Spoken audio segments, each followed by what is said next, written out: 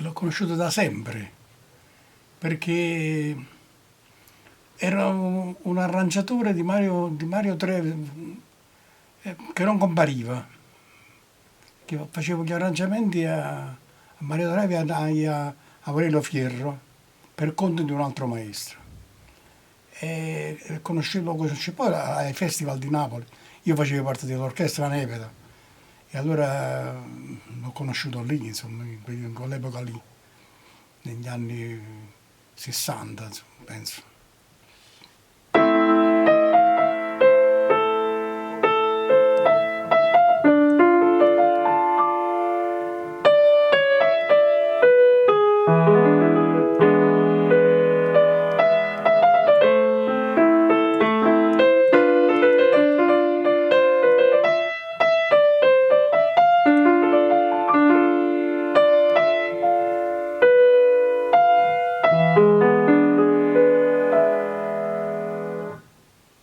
E mi ricordo che stavamo a Capri e stavamo in un albergo e avevamo due stanze vicine e lui cantava Ricordo innamorato, oltre a Malacatena, e che era un poco difficile l'attacco del ritornello.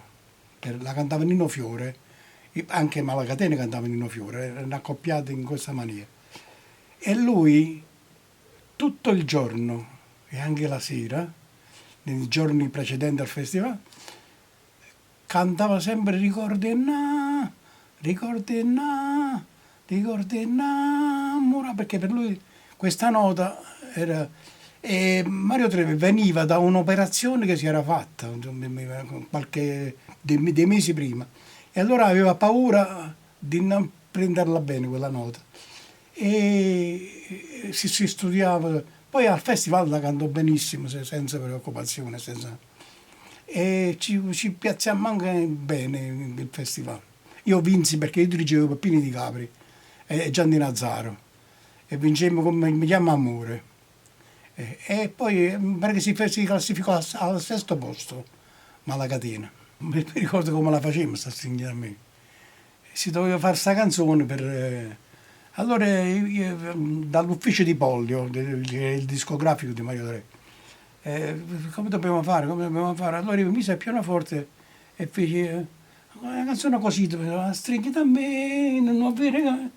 Il Moxedano immediatamente si scrisse proprio la frase che avevo detto io e completò la canzone, poi questo fu l'inizio proprio.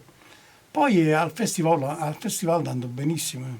Mario Trevi non voleva fare quel genere di mala, però più per lavorare lo doveva fare. Praticamente i dischi si vendevano, il popolino comprava questi alla provincia, poi, comprava questo tipo noi autori volevamo fare canzoni cantate bene, pulite, però si vendeva quel mercato e eravamo un po' costretti a fare noi autori e i cantanti lo stesso, perché se non cantavi quella canzone non vendevi niente, nessuno ci accettava.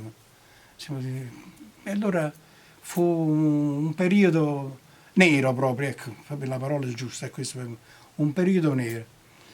Ci adattammo a fare quel tipo di canzone, che si vendeva solo quello poi, che tu facevi la canzone italiana e non avevi le possibilità di passare in televisione perché la televisione insomma era non ne parliamo, tutte coperture, cose, case discografiche che avevano comprato i dirigenti, insomma, e noi dovevamo lavorare, insomma, e far lavorare le orchestre poi dall'altro. Noi abbiamo fatto lavorare migliaia di orchestrali insomma, per fare questo tipo di musica che andava in quel momento. E questa è stata la storia, perciò abbiamo lavorato in quel momento. Avevamo visto un film di un borghese piccolo piccolo con Alberto Sordi e il fatto, la trama del film ci sembrava un fatto che si poteva fare anche in napoletano praticamente. Avevamo conosciuto uno che aveva girato questo film, uno degli operatori, che ci incoraggiò a fare questo film. E allora Mario si mise in contatto con le persone subito pagando anche dei soldi per far intervenire queste persone. E praticamente facemmo questo film che ebbe molto successo. Si incassò bene, insomma. E io feci la colonna sonora, che non volevano farmela fare, perché volevano mettere delle musiche già fatte, e invece mi opposi, dissi no. Allora loro pensarono di chiamare La Pagella, no La Pagella, La Pagella, pensando che io non avevo firmato il bollettino con il titolo in italiano. Invece io avevo firmato i bollettini col titolo in italiano e in napoletano. E allora accettarono di farmi fare la colonna sonora. E guadagnai 5 milioni di diritti d'autore. Di diritti d'autore. Però per fare la colonna sonora spendemmo 5 milioni. Praticamente pace fatta.